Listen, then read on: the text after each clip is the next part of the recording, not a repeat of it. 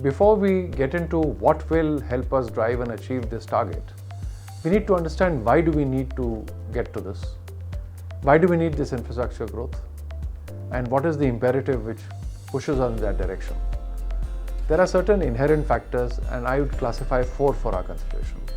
The first, the economy needs to get back to a growth path, employment generation, etc., for which the citizen needs good quality, affordable facilities, whether it's electricity, water supply, roads and other facilities, which will come from infrastructure growth. The second is that to be competitive, Indian businesses, Indian agriculture, Indian industry, even small and medium enterprises need to get efficient, affordable and low-cost infrastructure which enables them to compete in the global market.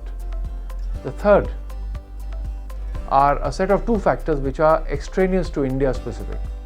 This is the global change coming in technology, whether you want to look at robotics, fintech, artificial intelligence, Internet of Things. The entire business cycles, the value chain, the supply chain has gone a dramatic change. And that we can harness or others will harness at the cost of our economy. And the last one, which is equally important, are the imperatives of climate change, where if we don't abate the adverse impact of climate change and carbon footprint, we don't change our ways, how we live our lives, whether it's by e-vehicles, whether it is by renewable energy, whether it is by shedding plastics, manufacturing processes which have carbon footprint, it will all impair the quality of life that a citizen has. We know what we are facing in Delhi every year in the October, November, December months. And therefore, these 4 imperatives are critical for us to appreciate, understand, and embody in a national agenda to change and grow infrastructure in an efficient and a sustainable manner.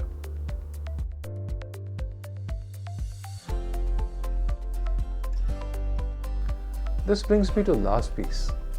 How do we think that we'll get there and what will drive the change? There are 5 critical drivers to my mind which play a role in it. And I think the most important one will be how do we arrange finances to invest this big amount of money. We have seen already some incentives put in the budget to try and attract sovereign wealth funds and international pension funds as well as other long-term funds by dividend distribution tax and other incentives.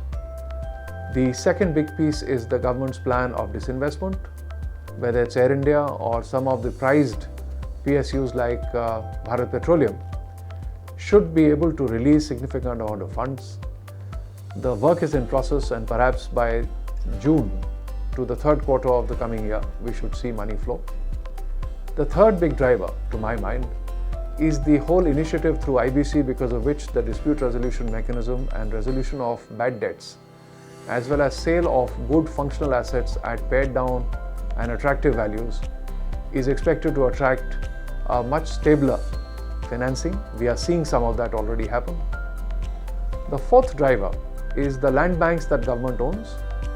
The biggest challenge that we face in infrastructure development is availability of land, right of way, disputes and delays. The moment government starts utilizing land banks that are available with Ministry of Railways, Defence and various PSUs, without need for transfer of title, aggregating it along with outlying and neighbouring lands from private sector with some incentives, we would see a change in terms of the risk and the delays. And then there is a whole range of issues about timely payment. Once the state and the government gets the funds back, we expect that the monies will start getting paid as owed by the government and PSUs to private sector, as also the rest of the economy, which will be the lifeblood of growing businesses. But at the back of it, there are 5 major changes that the government has brought over the last 3 years, which should change the entire climate, and we have seen the impact on our Ease of Doing Business Index. These changes were the Commercial Courts Act 2015 and 18 amendments, the amendment to the Arbitration Act, because of which dispute resolution now in arbitration should be resolved in a year, maximum year and a half. We are seeing awards come in fast, getting implemented without being blocked. There is a last mile connectivity in terms of district courts, at times delaying disposal of challenges, but we are seeing a significant improvement, and Supreme Court has lent its hand to strengthen the process.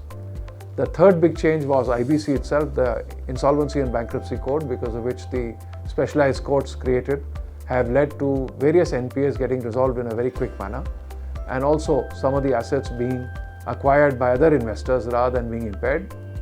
It is work in process. It is better than the average of South Asia, Asia, and it's comparable to OECD countries in terms of speed.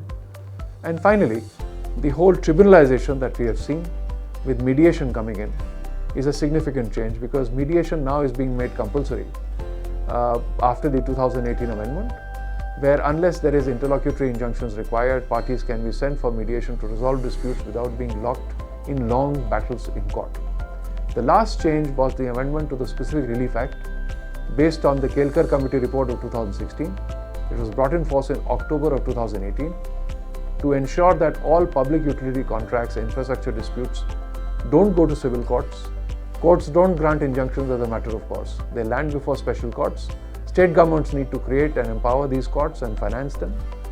These courts are meant to resolve the disputes within 1 year and are entitled to take benefit of expert testimony as complex technical commercial issues arise. And therefore, it is expected that the delays and the injunctions against infrastructure sector will go out as a matter of course and will help us achieve our targets of creating infrastructure and utilizing infrastructure in a timely manner. We hope that these, along with the financing that is expected to come, and we are seeing some growth there, will drive the economy back into the growth path of 5, 7 and 8% in the years to come. From 5 of this year, 5.5 of last year, we hope to get to 6.5, 7 this year, and the following years we can climb back to 8, 8.5.